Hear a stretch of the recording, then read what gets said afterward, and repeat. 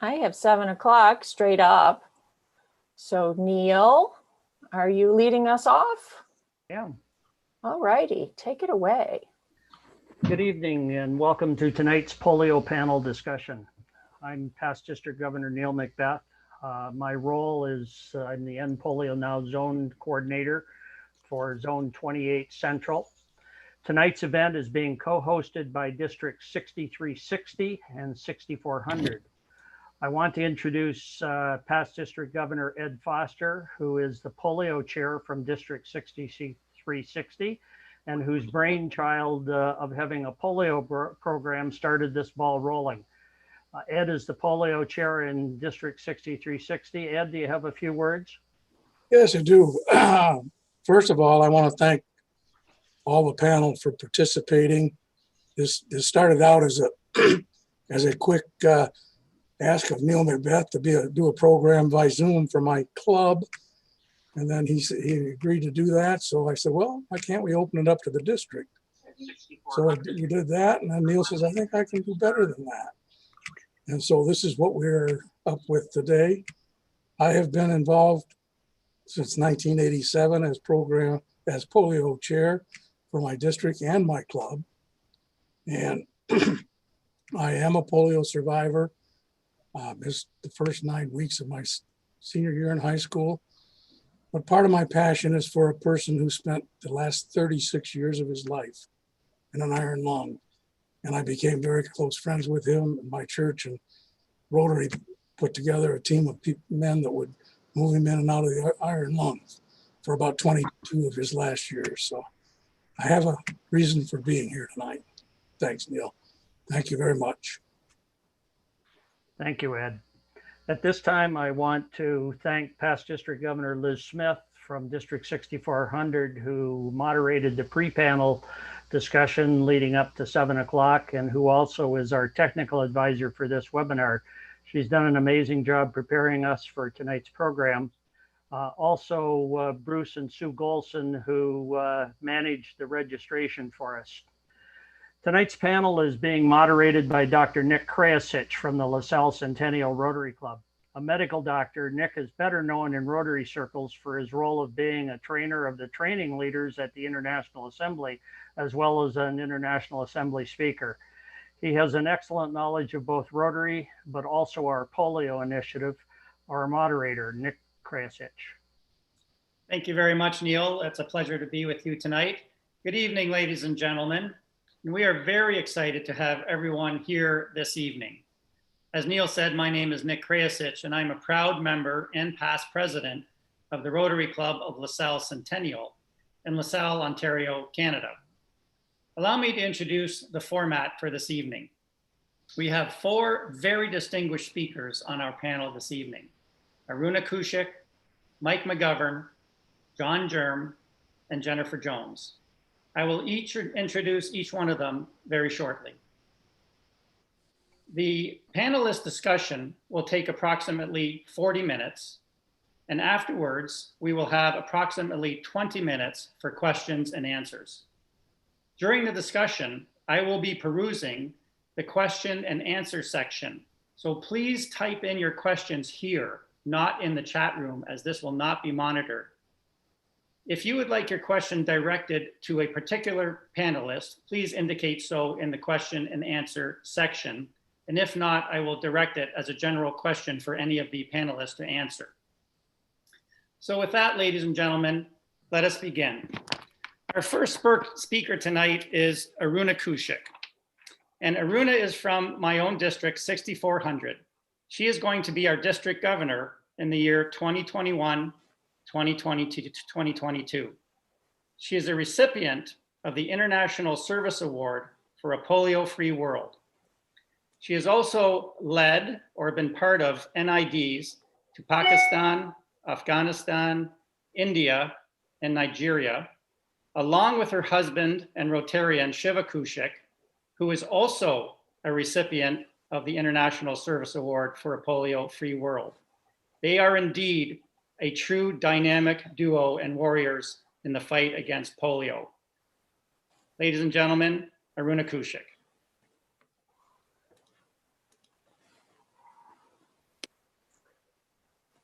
Good evening, everyone. Thank you, Nick, for such a wonderful introduction. And thank you to Neil McBeth and Ed Foster for offering me this opportunity to share my thoughts along with these distinguished panelists. I would like to start off with this quote. There is an electricity supply line, but no electricity. And there is no electricity transformer in the area. We have no mosquito kits and no spray against mosquitoes is arranged for us. Our children die of polio, malaria, or the heat. These words of a village elder resonate in my heart even today when I think of what the name PolioPlus actually means. When we plan our trips, we explore with the polio chairs, the staff at the ground, and the polio workers, the other needs that come into play when we do these polio trips. Our team training includes cultural sensitivity and norms and customs, safety requirements, documents that need to be ensured, and most importantly, flexibility, which is the key when you visit different countries. When we planned a trip to Afghanistan, we were very aware of the cultural norms and the norms that exist between males and females. Our AG Dost Mohammed was excellent in providing guidance. We woke each morning to the sound of the muezzin's call of prayer and the sound of bullets in the distance. But we were safe. Those that made arrangements for a half a day NID at the local hospital. We went to a crowd of babies and parents sitting, waiting for us to vaccinate for the half-day NID. The man on the right that you see in the picture looked at me and offered his baby to me. I dropped the 2 precious drops in his mouth. And as I looked up, I saw a tear in his eyes. He put his arms around me. It was pure humanity. Aziz Memon, the Rotary Foundation trustee, and his polio workers are relentless in the eradication of polio. Pakistan has just completed 7 days of polio NIDs to take over from the COVID pandemic that they have suffered through. Generally, we have 3 days of NIDs and 1 extra day so we can catch the children who we have missed. Here, next, creating polio pathways was our slogan. We realized, working with the ground staff, that when we offered mosquito nets, the parents would bring their children to the camps. We were able to get thousands of children vaccinated. We have vaccinated children in buses, trains, truck stops, schools, slums, and in any area you can think about. The story of Pakistan in the training center is very heartwarming. On the right, you see a picture, and I had just finished talking to the polio workers and thanked them for their work and their dedication and their courage. A polio worker came up to me, took my hand and put it to her forehead in thank you. I asked her why, and she said, and you see the man circled in the picture on the right. He had been refusing to have his grandkids vaccinated. After he had finished, he invited us to vaccinate his grandkids. And the picture that you see on the left are the kids that we vaccinated in Pakistan. Dr. Tunji Fanshaw is just been named one of 100 Time magazine's most influential people. He is a wonderful man. I was introduced to him by Bob Scott at the Toronto Convention. We negotiated and talked, and we worked on all the documents together. And we had a few flexible turns with the NID dates, but we accomplished polio immunizations in Abuja and Kano. Here in Nigeria, the PolioPlus came front and center. We distributed millet, powdered milk, cookies to the displaced persons camps of the Boko Haram terrorists and in the clinics. In Kano, when we walked into the clinic, we saw these children and these babies. The lady on the right, wearing the purple hijab, started speaking in Hindi, and I was surprised. As I vaccinated her baby, she said that her husband refused to vaccinate her child. She wanted to protect her child. So she came with her child, spoke to the head chief, who agreed to talk to her husband. And she laughed and said, when her husband gives permission, she will continue and come back and get her baby's toe painted purple. Ladies and gentlemen, this was the courage of a mother. We all understand that. We are Rotarians. In these trips, we build a bond that is priceless, that lasts a lifetime. Giving is in our DNA. It is in our mission statement.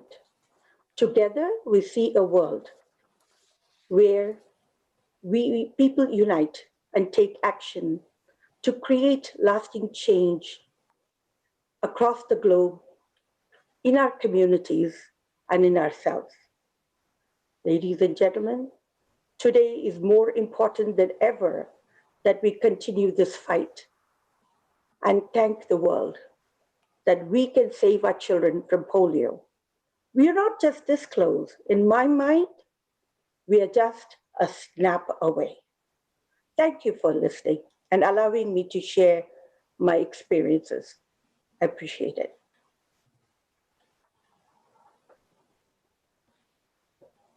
Thank you, Aruna, for your passion and your purpose in eradicating polio, and for your passion for the children of this world, that they may walk a purposeful life. Thank you for that. Very well. Ladies and gentlemen, our next speaker is Mike McGovern. At present, he is the international chair of the PolioPlus committee.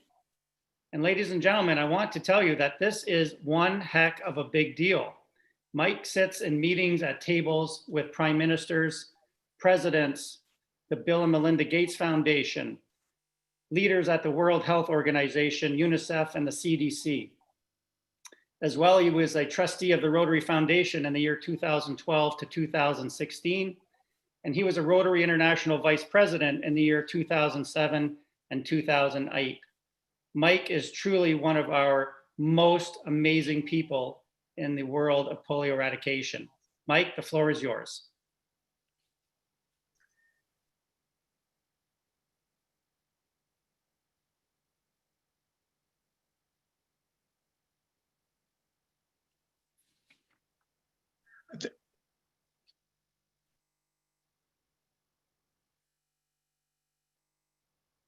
Thank you very much, Nick, and sorry for the little delay getting my slides up. The organizing group tonight has asked me to present an overview of where we are now, where we've come from, and where we're going. They had some specific questions, and that's what I plan to address in the 8 minutes or so that I have this evening.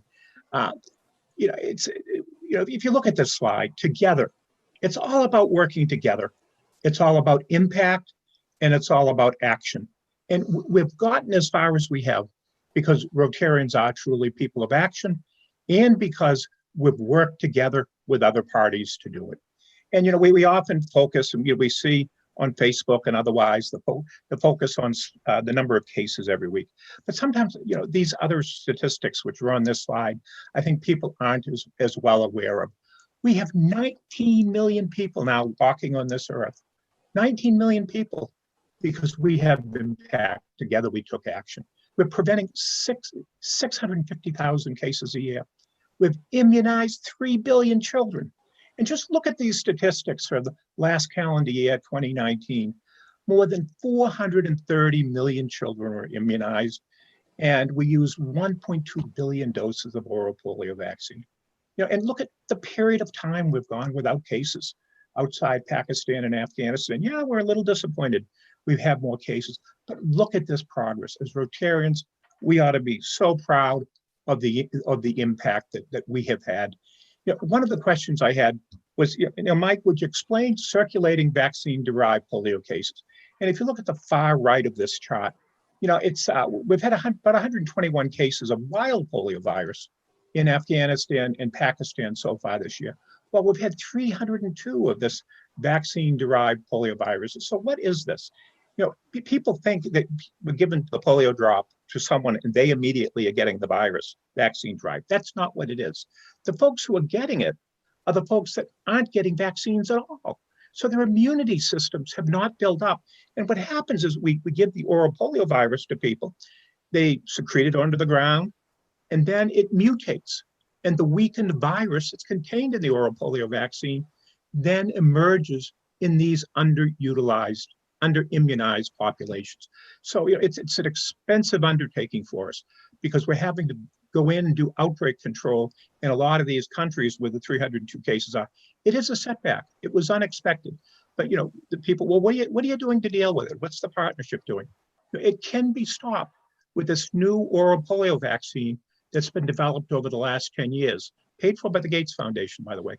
We expect an early use license very, very soon. We're also continuing to give the injectable polio vaccine, which does not contain a live virus. It's inactivated. That's being funded by Gavi. So you can see the importance here. We are addressing this. It is going to be addressed, but in the meantime, sadly, there's people getting cases, and as you can see, it's affecting kids the same way as the regular wild polio virus, sadly. We also are dealing with COVID, and that was another question that was posed. This is Dr. Moetti. Dr. Moetti, as you can see, is the regional director of the World Health Organization African region. And the district governor, Aruna, just mentioned, the big success, the big celebration of that Africa was declared polio-free. Look at her comment here. It's the extensive polio response network that was created because of Rotary's initiative that is lending the crucial support to countries that contain COVID-19. So, what are the GPEI is the Global Polio Eradication Initiative. And actually, these 2 slides now I got from the World Health Organization yesterday. And, and I had asked them in preparation for tonight, so tell me, give me the facts of, what is our contribution to COVID-19? And, they define it as substantial and essential. And this is, some that we've already done. It says through December, some is agreed to. There's 4,000 WHO polio staff in countries that are responding, polio staff. And it's the value of this is $61 million. There's other monies that come into the partnership. Our share of that is about $10 million. We expect that it might be reimbursed. We've been told that it will be. We'll see. But they're using the polio network experience for introducing vaccine. And when we hear about the COVID vaccine in our countries, We're hearing about all the issues of the problems is going to be with vaccine introduction. In the polio field, we have that experience. We have the experience with logistics. We know how to reach the remote communities. So we're going to provide immeasurable support going ahead with our experience and with our knowledge. It also highlights the importance of all of the sustaining capacities that we have, because we're really concerned with longer term preparedness and resilient health systems. Our goal as Rotarians is the certification of the end of the wild polio virus. And in the meantime, we are taking care as well of these circulating viruses. And so we really need the longer term preparedness and resilient health systems, because we're still going to have some of those cases after we actually certify the world free of the wild polio virus.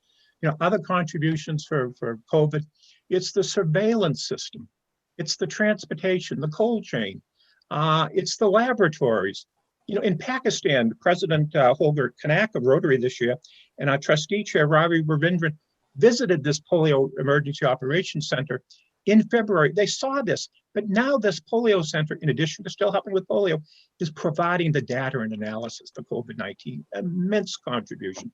It's an opportunity for us to further polio transition, which means, eventually, with polio, we want this network supported by countries to make sure we keep polio out, and also that we have integration. You can see all these things we're doing in Yemen as well. So, going forward, we still have, we focused on Pakistan and Afghanistan, but technically these countries are in the area that has not been certified free of the wild polio virus. These are all important countries. You look at them. Fortunately, none of them except the two countries have had the two cases, but there's a population of 583 million. You see a few of them are actually in Northern Africa. So, so we talk about certifying the Afro region, but technically, for those of you that follow these things, there are still a few countries in Africa. So what do we need to do to finish the job? Rotary's done a wonderful job advocating the governments of the world, particularly in the endemic countries, the African countries. It was in large part Rotary, but working with our partners to convince the countries to take on these programs. John Germ's going to talk about the goal and the match. I'll defer to him on that. We need, as I mentioned, to stop the vaccine derived cases, and everyone needs to look at these websites to find out more about polio. The one I skipped over, we need to convince parents and leaders. In my view, that's our number one challenge. That is how we're going to eradicate polio. We need to work with groups, anti-government elements in some countries, but most of all, and why I included this picture, this is a woman in Abuja, and we were doing the immunization activity there, and she arrived late, and she came running in all apologetic, can I still get my kid the polio vaccine? You look at that smile on her face, and I ruined the picture, but sometimes you wonder if you get thanks for what you do. All you need to do is look at that woman's face. And if we get every mother, every father in Afghanistan and Pakistan to think the same way this woman does of the importance of immunizations, we're going to get there very soon. So, we need to remain confident we're going to eradicate polio. We've had tremendous success. We have a few challenges right now, just like everyone else does in the world. But Rotarians are passionate, they're resilient, and they have the persistence and patience to get this done. So thrilled, Nick, to participate with you today. And I truly want to thank all the Rotarians and other friends of Rotary on tonight's call for their support. So thank you, Nick. Thank you very much, Mike. That was absolutely such fantastic data and passion. And we want to thank you again for all your efforts and your career really in the eradication of polio. Reminds me of the importance of vaccinating, our children, not only our children, but to get our vaccinations of adults as well. As a general practitioner in Canada, I'm still seeing more and more vaccine hesitancy. And I think it's happening in North America and in the globe. And if I may offer some personal thoughts on that, and you may encounter people globally or in your community who have questions about the safety of vaccines, whether it's polio or any of other vaccines that we have. In my experience, when you're dealing with people who have vaccine hesitancy, I think the best way to deal with them is with kindness as opposed to hostility. really to have an open conversation. And I think to ask them questions, why is it they have their views that they have, and then base your arguments on science and data, which there is plenty of it out there. And a lot of times these folks are given misinformation and false data from various social media sites. And so I think it behooves us to be kind to them and have an open dialogue and present data and science to present to them. And I think Mike has got his hand up and would like to comment on that. Yeah, just quickly, Nick, you're absolutely right. And our challenge truly is that they not see this as our program, that they see it as their program. And if we can have them totally embrace it as their program, we're there. Really good advice. Thank you very much.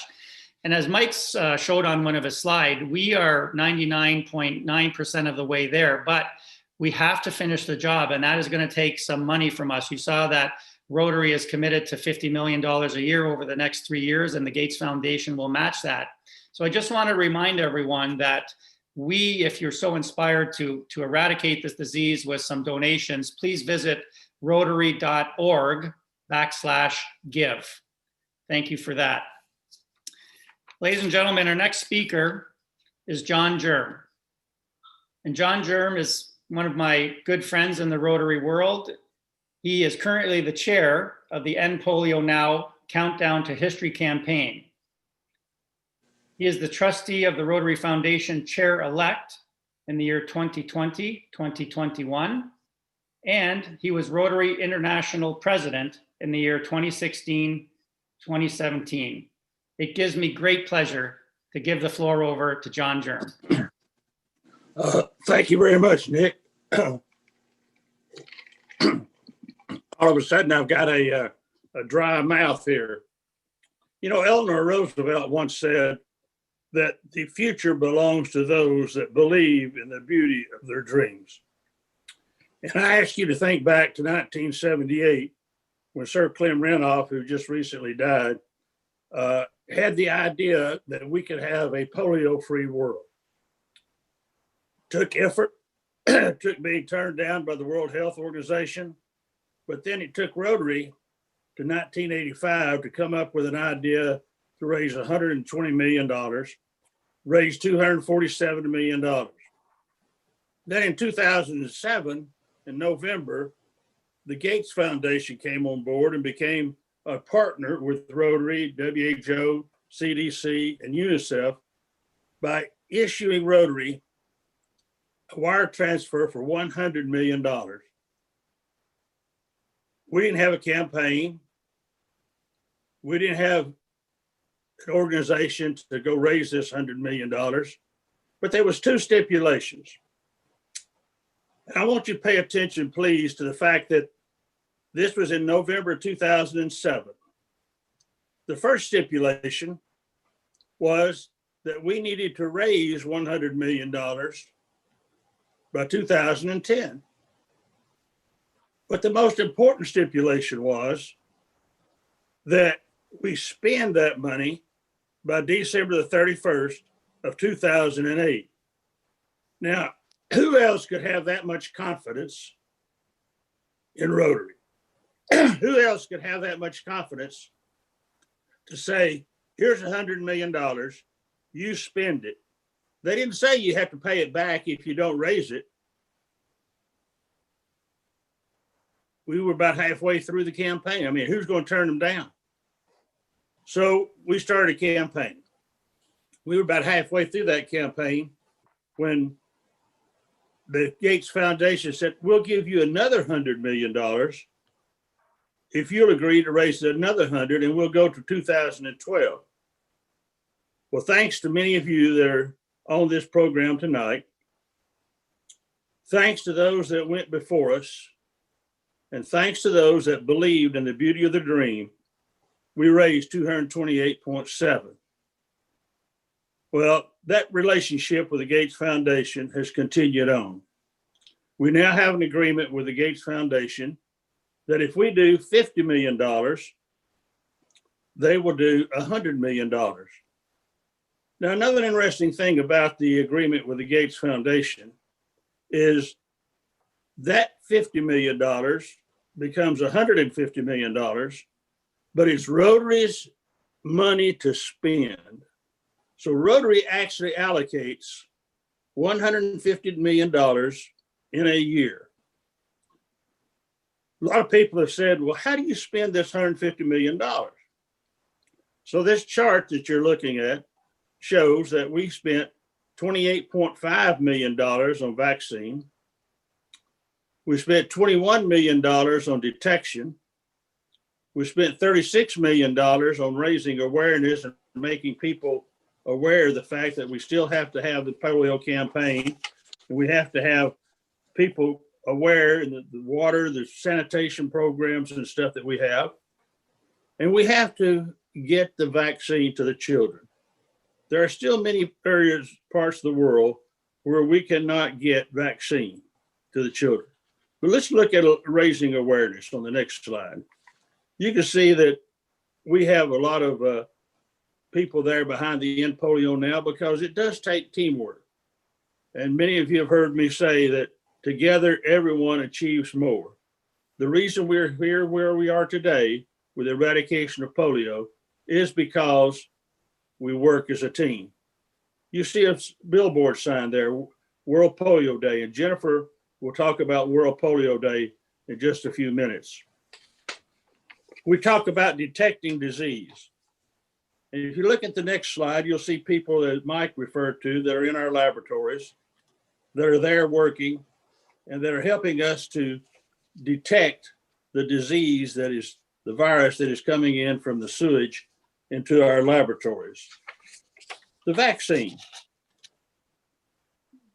We have to spend money for vaccine. We spend $850 million a year through the GPEI for eradicating of polio. And it is expensive. We have to do surveillance in 72 countries. And so that's what the laboratories are doing. And as Mike's mentioned, those laboratories have been used for Ebola. They've been used for the COVID.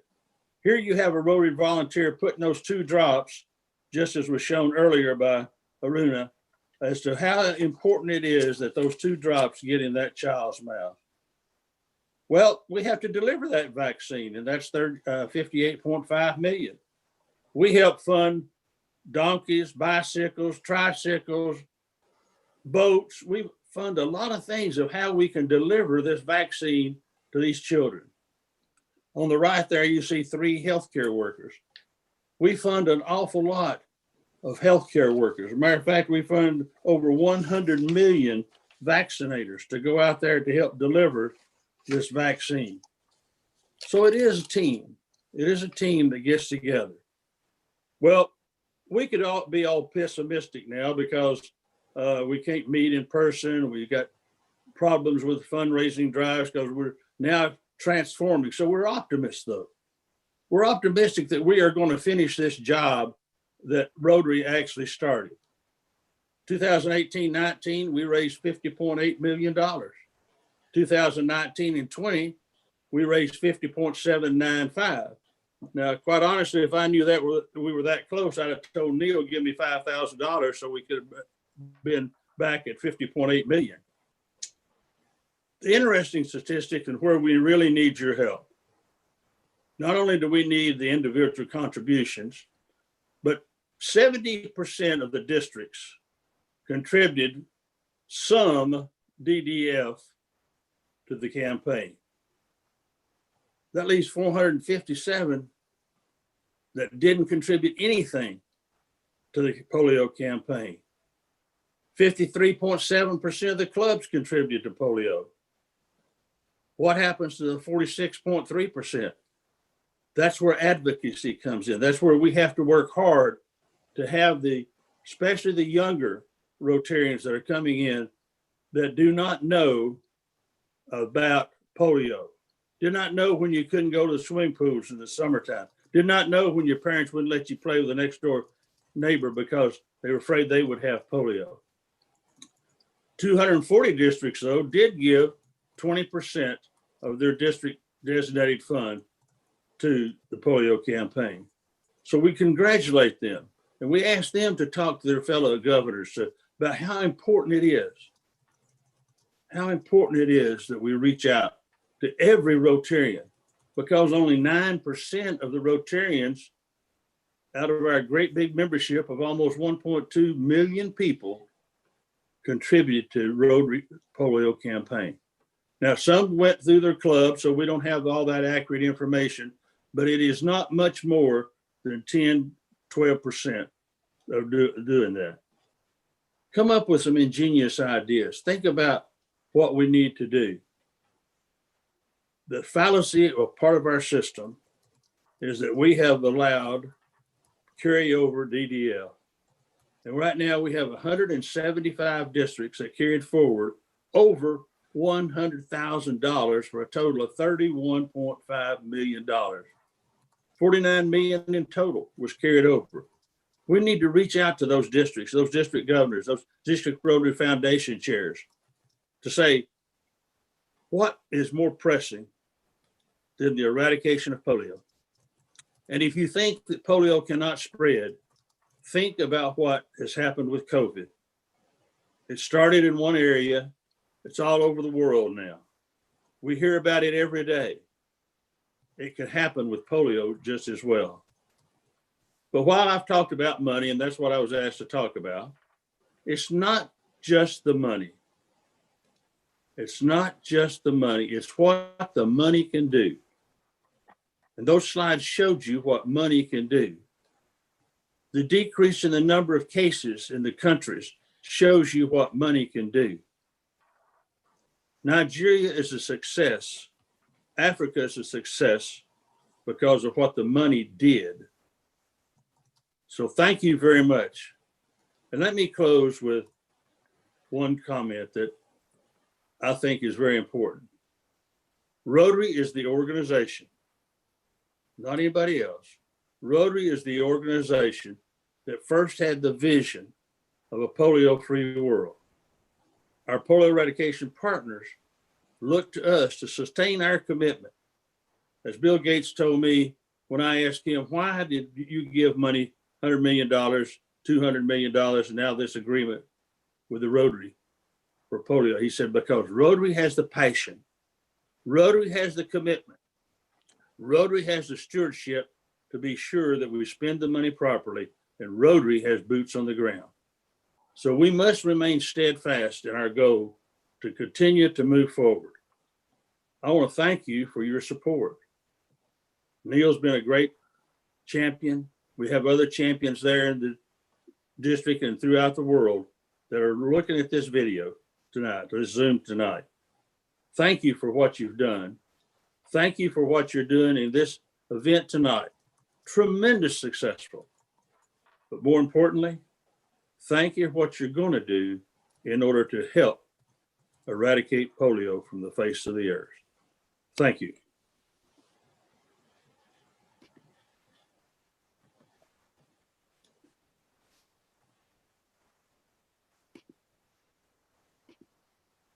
I think we lost Nick.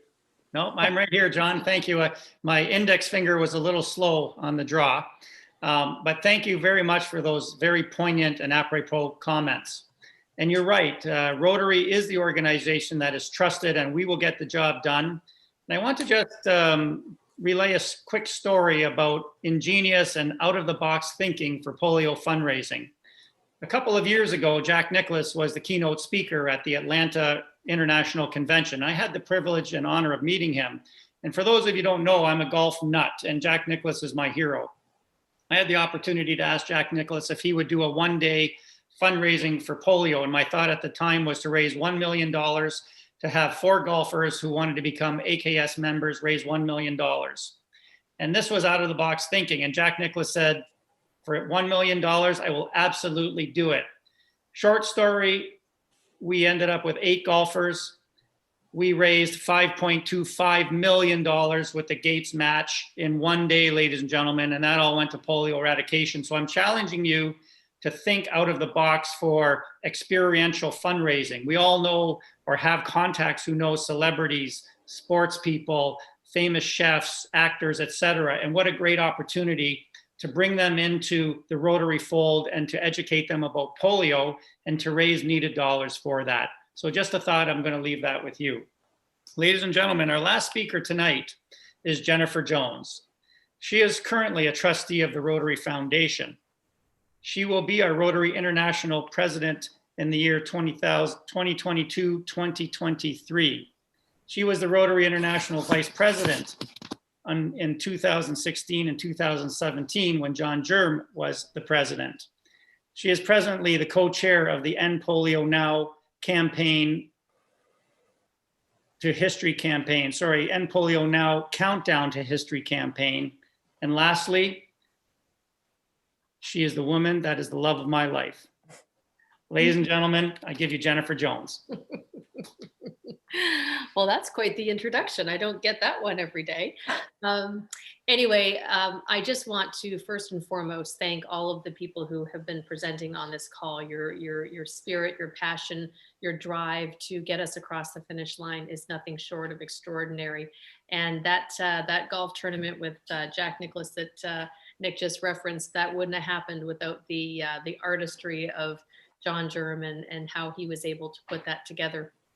Now, I have to say, and I don't think this is going to be a surprise to anyone on the call, because I'm going to switch gears here a little bit away from the emotive into the practical. And the surprise that, like I say, will probably not shock anybody. In high school, I was a cheerleader. Shocked? I think not. And so what I want you to do is I want you to get out a pen or a pencil and a piece of paper. And if it's far away from your computers, don't stray, just listen. But I want you to write down 4 words: host, write, WRITE, share, and view. These are things that we need to be thinking about right now as we embark on World Polio Day in just a few weeks. Now, in terms of hosting, last year, we hosted over 5,900 events as an organization across the globe to promote World Polio Day. Not only did it raise critical funds, but it also raised absolutely critical awareness for our efforts. We had notables from all of our polio ambassadors who weighed in and added their voice to all of our social media, which turned into literally hundreds of millions of people who understood what we did because of that extended presence that happens through all of their different networks that they bring to the table. So host, that's the first word. What I want to do is challenge each and every one of you to think about what you or your club can do in the lead up to World Polio Day to support our efforts. It's not too far away. You've got a couple of weeks.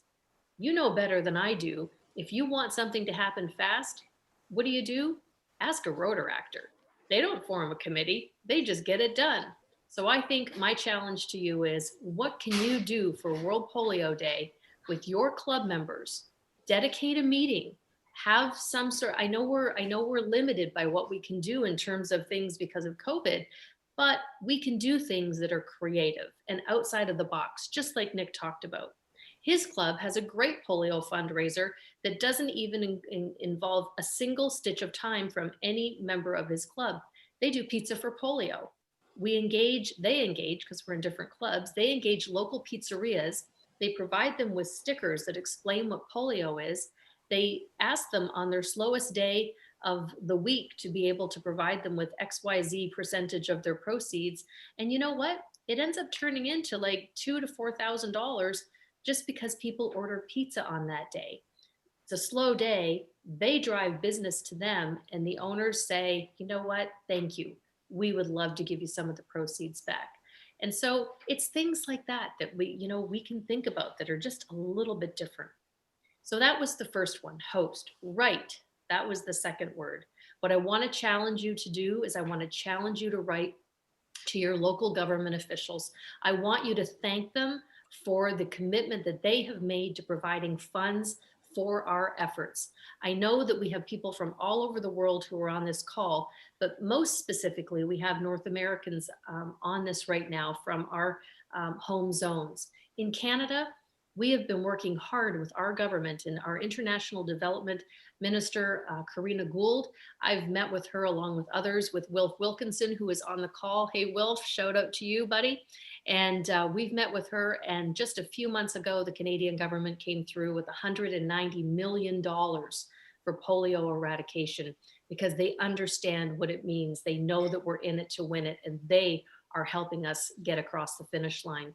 The United States government has come forward in just even more magnificent amounts. But what we need to do, because it's one of the most incredible bipartisan initiatives of our time, it crosses party lines. We need to say to them, thank you, because it's the children who are going to win, the globe that is going to win.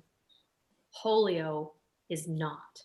And that's the message that we need to make sure that we get out to them. So regardless of your political affiliation, and I know we're a non-political organization, write to your local politicians and say thank you.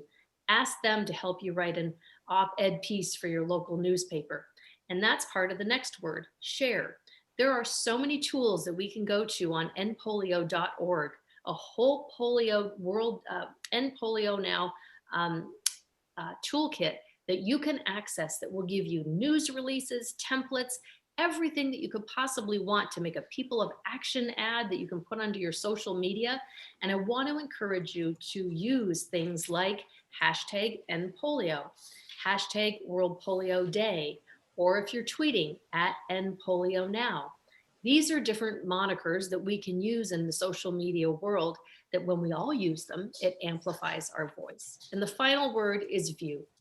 On October 24th, we want you to watch our World Polio Day update live. But I have a secret weapon for you right now. If you register, RSVP your event before October 15th, you will get a downloadable file in advance of that you can show your club at any time. It's kind of a secret VIP thing. And if you want that, all you need to do is go to endpolio.org, register your event, no matter how big or small. Have an event for 2 people in your house. That's an event. You know what? Tell your friends and maybe they'll make a donation. So do that, go on and get that early access to that event. And the last thing that I want to leave you with is a very special announcement about a new fundraising mechanism for Rotary. And this one is a game changer, ladies and gentlemen, for our organization, quite candidly, across the board. How many of you, and I'm going to ask for the virtual hand up because I can't see any of you right now, but how many of you have ever seen a virtual fundraiser for one of your friends on Facebook? Yep. How many of you have contributed to said friend who asked for something on Facebook? Yep. Probably a good majority of us. Well, I want you to Google Raise for Rotary. It is a new fundraising opportunity that has just launched. Right now, the only way that you can do it is through North America, and it is going to expand to the rest of the world in the very immediate months to come. But you can go on there right now and you can create a fundraiser for End Polio Now. It's very easy. Believe me, it navigates you through the whole thing really, really easy. Raise for Rotary. And you know what? If you just put it out there and your friends and family happen to give you $5 or $10 or $20, imagine if we all did that. You know what? That's really going to add up. So my challenge to you is to host, to write, to share, to view, and to go and find Raise for Rotary. I hope that you will set up some kind of fundraiser. I know that I'm going to do it and challenge my friends to support our efforts. And ladies and gentlemen, I just thank you profoundly from the bottom of my heart for what it is that you do. You logged on tonight because polio is something that's important to you. It's important to me. It's important to all of us who have participated in the call tonight. And we are not going to end until we cross the finish line. And you know what? It's in sight. So let's just do it for the children of the world.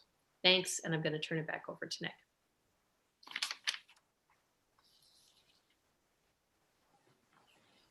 Thank you very much, Jennifer. Ladies and gentlemen, we have an opportunity now for approximately 20 minutes, and there's still time in the question and answer section if you want to enter some questions for our panelists. We have maybe 3 or 4 questions entered thus far, so there is time to do that. But I'd like to start the first question with a question from Camille. And Camille says this. Camille says, and this question is open to any of the panelists, so feel free to jump in. He didn't direct it to any one particular individual. Camille says, in this expanding world of Rotary, where young people and young perspectives are becoming more and more important to the success and longevity of the organization, it becomes natural that these young Rotarians want to become more involved with the foundational causes that Rotary works to support. How can young people who are of Interact and Rotaract age contribute to this polio eradication effort on a scale that is significant and impactful?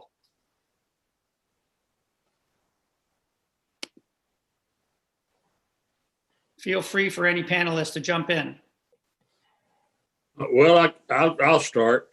Some of our most active out-of-the-box thinkers are the younger Rotarians, and Interact is very active within the school system, so they can help advocate. They can help raise money through car washes, donut sales, cake sales, pie sales, and so forth. Rotaractors are a part of Rotary. That's been established by the Council of Legislation at the 2019 council. So they are part of Rotary. So they also can be thinking out of the box and how can they have these fundraisers? We have a club in our district that one individual came up with the idea of taking a donut and making them a long donut, putting purple icing on the end of the finger. Started out with a very small project. Now his goal for this year, after 3 years, is $1 million. It's a matter of thinking of what you can do and how you want to be involved. Talk to your clubs there. Talk to the clubs in your area. Say, how can we help you? What can we do? But it's a partnership. It's not anything but truly a partnership between Interact, Rotaract, and Rotary. Thank you, John. Any other comments on that? Our next question comes from Linda Morrow from the Rotary Club of Windsor Roseland in Windsor, Ontario, Canada. And her question is, the link and support between COVID and polio support structures is fascinating. How are we communicating these links now to the media and others so that we can show that it needs to continue? And Mike, if you can answer that. Yeah, thank you, Linda, for the question. We have seen, we've helped to get articles in some newspapers and social media and other places, specifically on this issue of the support that we are giving through COVID and the way the polio structure is being used. Jeff Kluger, for instance, of Time Magazine, has written an article about that, and there's been some in other publications. Obviously, we can do more, and I had a little bit of trouble, but I got it. Finding out the definitive information from WHO, but they have it, and I think we obviously need to do more through the Rotary communication channels to get it out, so that particularly people who are involved in Rotary and our public image coordinators and others can help to get the message out. Thanks, Mike. Our next question comes from Sam Patabandia. And he asked, the number of wild polio cases has gone up in Pakistan and Afghanistan for the last 2 years. And he asks, is there any known reason for this? Mike. Yeah, another good question. Yeah, Sam, it's actually a couple of different things. In Pakistan, we had a change of governments, and the Prime Minister, a gentleman by the name of Imran Khan there, Holger and others met with him in February, as I said. They also met with him. He said right out, his government dropped the ball when they had the transition from one government to another, took full responsibility for it. And so, there was that whole issue with the change in government. The second piece was that we had a social media incident up in Peshawar, which is up in the north, and someone pretended that all these kids got sick as taking the polio virus. It went all over WhatsApp, all over Facebook, all over. We ended up having over 100,000 children go to hospitals thinking that they were sick from having taken the polio vaccine. Totally fake. They ended up arresting the government, thank goodness, ended up actually closing the school where it all started. But it really was a huge setback. So I think those were the main things. And those things happened, that people weren't immunizing their kids. And, there was a decline and an increase in refusals. And, sadly it happened. But, when we were there in February, we had every confidence things were getting back on track. We met with the Army General. He pledged full support. In fact, he even said last week when he was participating in NID that he thinks the last polio case will be in Pakistan next year. General Bajra said that. So, but unfortunately, COVID is interfering because we had to stop house-to-house vaccinations for a bit. In Afghanistan, it's quite frankly, it's the government structure, it's the Taliban. They stopped house-to-house vaccinations more than a year and a half ago. We've had discussions with them, not Rotary, but other people that we work with in the partnership. And, it's, again, we need them to own the program as well, the anti-government elements as well as the government. So, the virus spread, but even, Mohammed Ishaq, who is the Rotarian polio committee chair there, he lives in Jalalabad. He met yesterday with the governor of Kunar province. And again, those are the things that the Rotarians in both countries are doing. They're working their tails off. And every day, John and I get emails of all the activities. So, I'm confident things are going to get back on track. But I think everyone needs to brace themselves with the interruption we've had over the last few months. We are going to see a spike in cases over the next few months. But I pray, every hope is that with the government support, with some movement by the Taliban, the cases will go down in 2021, and that the Army General will be right. 2021 will be the last year for cases. Thanks, Mike. There's another question for you, Mike, and this comes from past District Governor Paul Street from District 9705, and he asks, how many countries have had significant circulating virus in the last year? Paul, by the way, who's on our advocacy committee in Australia, they're mostly across Central Africa, from all the way east to west. We have circulating virus cases in Pakistan, in Afghanistan. We've had them in Malaysia and Myanmar, and sadly, even in the Philippines. And they've done a great job squashing them. Syria, a few other countries. But again, PolioEradication.org is a wonderful website. And if you go to Polio Today link at PolioEradication.org, anything you'd ever want to know to answer these questions, statistics is there. The financing, how the money's spent, what countries, every last detail. So I encourage Paul and everyone to look at that website, and particularly the link that says Polio Today. PolioEradication.org. Thank you, Mike. This is probably a question maybe for Liz or Host or Neil, because we've had several people have been very impressed with both the slides that Mike and John put up, and they're asking if they can somehow obtain copies of these, and if they can obtain a recording of this, as they found these slides particularly useful. Liz, do you have any comments for our listeners here? I do. With the kind permission of our presenters, we will place the slide decks available on the same webpage that you clicked to get to when you registered. And I will post that on the going away slide at the end. And it's the web link that appeared on our flyer, which was polio.rotary6400.org/2020.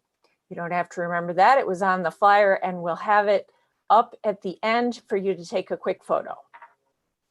Thank you, Liz. Always a compliment when people want your slide presentations, and hopefully people can use those for their club, district, and zone presentations. We have a question from Shahab Alawar, and he asks, how is this pandemic changing the way we reach out and vaccinate? John, do you want to take that one, or do you want me to do it? Oh, go ahead. Just trying to share it. Anyway, it's totally changing. We have a moral imperative to help protect our polio workers as well as the people from whom we go door to door. You know, our costs have gone up. You know, first we've done a lot of training. We spent the other things on COVID, but even as we have begun to resume the program, and we have, you know, it's costing us about 10% more because we're providing the training to all the workers. We're providing the mask, you know, the N95 mask. We're providing the shields. We're providing other, you know, equipment. You know, a number one imperative is to make sure. The other thing it's really affecting is, you know, we need to be really watching all of this vaccine hesitancy stuff that's out there, and make sure that we're upgrading our messaging, that, you know, everyone knows that it's safe, that it is safe. But, you know, mainly we need to protect those workers, because the worst thing that can happen is, you know, you resume as we have, and then you begin to have cases that people think have come from the polio activity. So our priority is safety, but it's also, you know, we need to safely resume the program, and we are doing it. Thank you, Mike. I think we have time for a couple more questions, and we have two excellent questions. The first is, the question is, we hear about acute flaccid, Mike, I think this is going to be directed to you, and it says, we hear about acute flaccid myelitis. People have asked, is this polio or something different? And I think that's a question. I'm not sure the question. You know, what we have is what we call AFP, acute flaccid paralysis. And that's when a kid has, you know, a problem with their leg or whatever, and, you know, they go to, you know, their local health place in the surveillance. You know, 99% of those cases, people think of polio, and they end up not being polio. But what we do is we take stool samples from them, and they go to the laboratories. And when they go to the laboratories, they're proven not to have polio.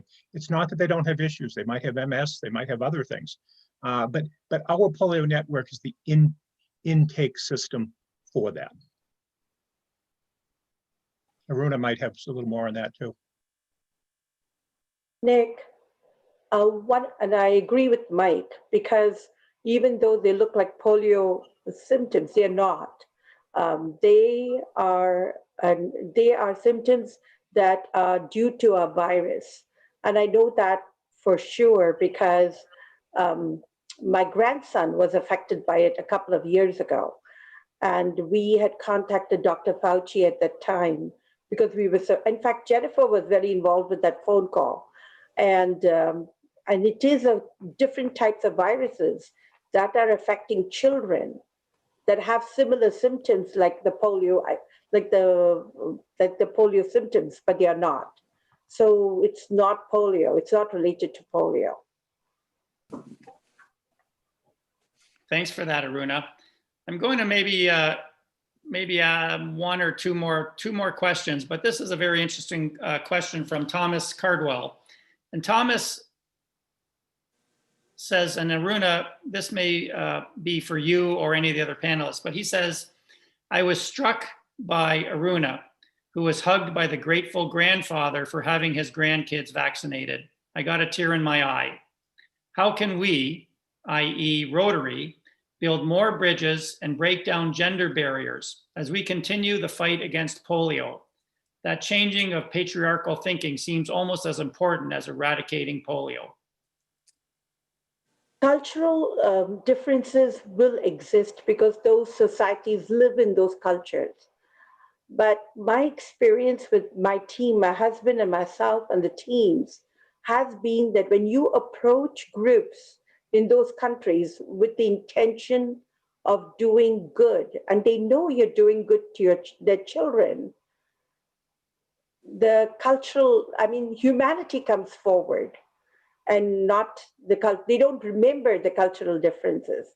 I think the more teams we take to these countries and the more interactions we have will build that bond and make it easier for us. That's the only panache I can offer, in the sense that we need to continue working shoulder to shoulder with the polio workers in front. Thank you, Aruna. We have a question from Raj, and Raj says, when a COVID-19 vaccine is ready, how will Rotary be at the table in the discussion for distribution?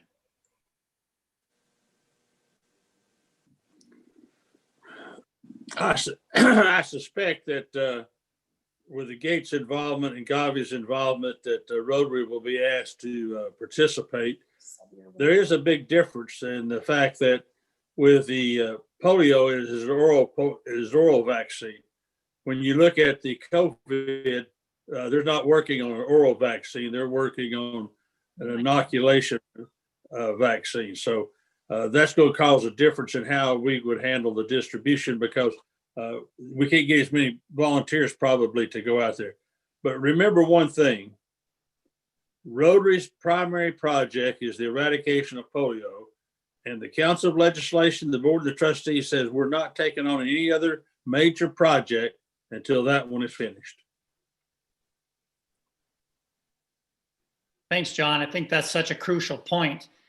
And I think it's also important to measure that why we call it PolioPlus is that, you know, we also vaccinate with the infrastructure that's put in place, measles, mumps, rubella vaccines, and other vaccines during that. And so it's just not the polio eradication, it is PolioPlus for a reason. And I'm sure that, you know, those vaccines hopefully will be included in our workers as well. That's probably one of the benefits of the infrastructure that Rotary has been, you know, the main driver in setting up that infrastructure. We had a question from Hamidou. He asked, polio has been eradicated from Africa, but is Rotary going to continue to vaccinate newborn babies? Yes. We will continue to vaccinate about 450 million children a year until polio is eradicated.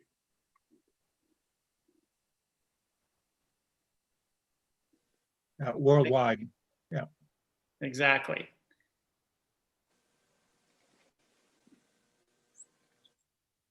And I think, ladies and gentlemen, unless we have any other questions, I haven't seen any come in. There was one mention from Harry Moore, and maybe you can comment on this. This will be our last comment. He says the GPEI website does not mention Rotary.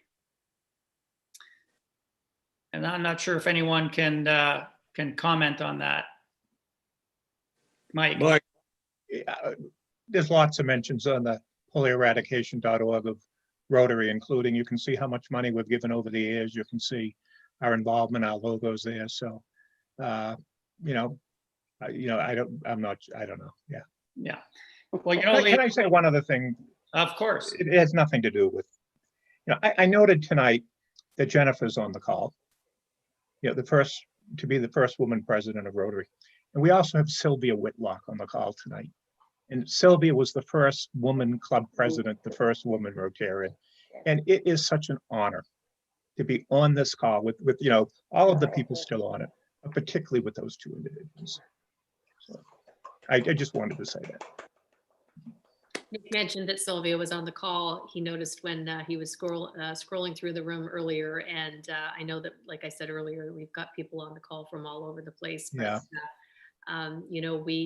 We often say that we stand on the shoulders of giants, and certainly she is a woman whose shoulders I clearly stand on, but I also stand beside her because she's one of my dearest friends in the whole world, and is someone who has, there she is, and she is someone who has not only paved the way, but I consider her to be one of my sisters, and I mean that. She's family, and so I love seeing you on the screen there now, Sylvia.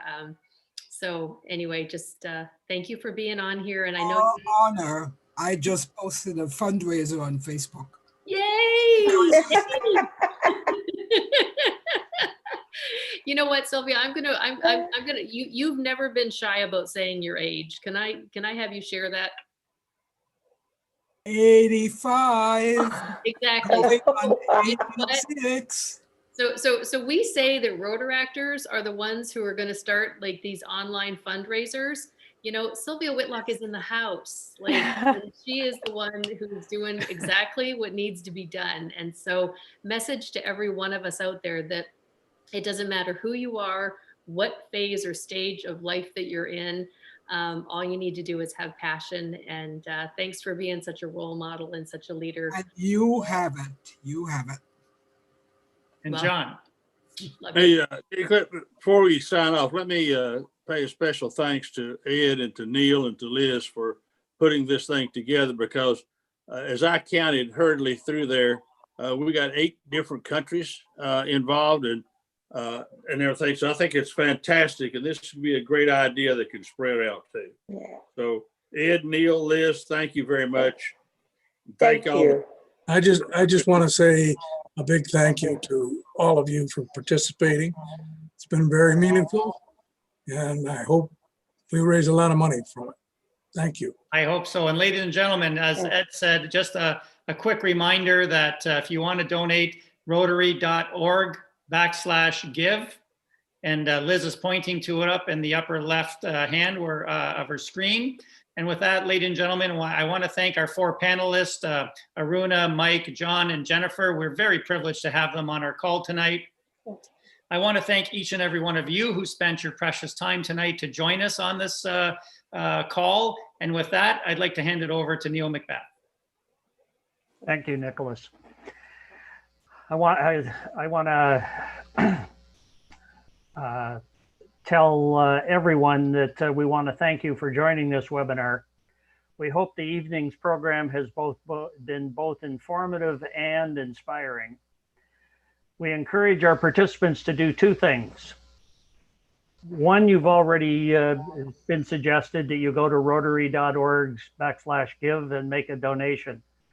But more importantly, we want you to return to your clubs and your districts and encourage them to do the same thing, to think about giving some of their DDF. 20% would be a great figure to start with towards polio. But more importantly, go back to your clubs and initiate a World Polio event and register it, so that we know that you are doing something both in your clubs and in your districts that will support Rotary's #1 initiative. I know Nick has already thanked the panelists, but I want to give my thanks as well. And more importantly, I want to thank Ed for initiating this. He made the call, he started the ball rolling, and I think we've had a very successful evening. So I want to thank everyone again, and this will conclude our program for tonight. Thank Love you. y'all. Love you. Bye-bye. Take care, everybody. Bye-bye.